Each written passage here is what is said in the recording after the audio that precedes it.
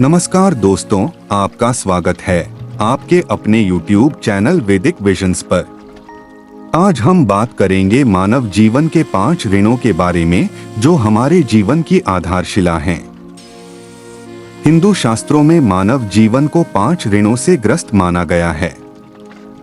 ये ऋण न केवल व्यक्ति के नैतिक और आध्यात्मिक विकास की रूपरेखा प्रदान करते हैं, बल्कि सामाजिक और पर्यावरणीय जिम्मेदारियों की ओर भी संकेत करते हैं।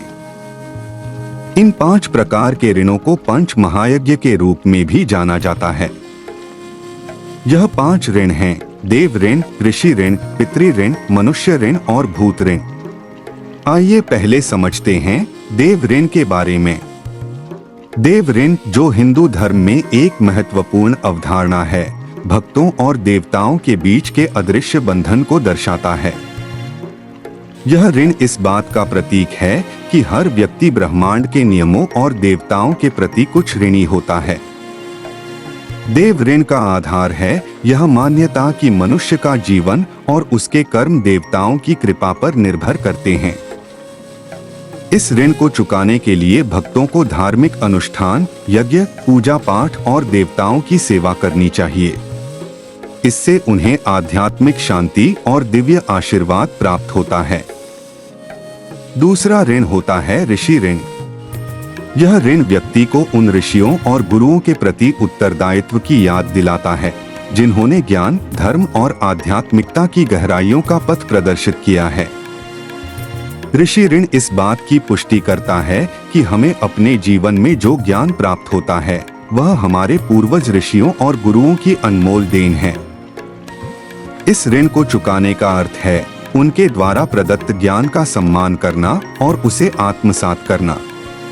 ऋषि ऋण का उत्तरदान अपने गुरुओं की सेवा करके और उनके ज्ञान का पालन करके किया जा सकता है। तीसरा ऋण होता है पितृ ऋण। हिंदू धर्म और भारतीय संस्कृति में पितृ ऋण एक गहन और महत्वपूर्ण अवधारणा है। यह विचार हमें बताता है कि हमारे जीवन की नींव हमारे पूर्वजों, विशेषकर हमारे माता पिता द्वारा रखी गई है। इस ऋण का भाव है कि हमें उनके प्रति सम्मान, कृतज्ञता और ऋणी होने का बोध होना चाहिए। पितृ ऋण हमें याद दिलाता है कि हमारे माता पिता और पूर्वजों ने हमारे लिए जो त्याग, संघर्ष और प्रेम किया है, उसके हम हमेशा ऋणी रहेंगे। यह हमें उनके प्रति अपने कर्तव्यों की याद दिलाता है और हमें उनका सम्मान करने की प्रेरणा देता है। पितृ ऋण का उत्तरदान माता पिता की सेवा करके, उनकी देखभाल करके और उनके प्रति प्रेम और सम्मान करके किया जा सकता है।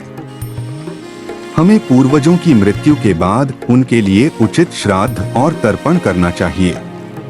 चौथा ऋण होता है मनुष्य ऋण। हिंदू धर्म में मनुष्य ऋण एक महत्वपूर्ण संकल्पना है जो व्यक्ति को समाज और मानवता के प्रति अपने दायित्व की याद दिलाती है। यह ऋण हमें बताता है कि हमारा जीवन केवल व्यक्तिगत उद्देश्यों तक सीमित नहीं है, बल्कि समाज के प्रति भी हमारे कुछ कर्तव्य हैं। मनुष्य ऋण हमें सिखाता है कि हमें समाज में एक सकारात्मक और उपयोगी भूमिका निभानी चाहिए।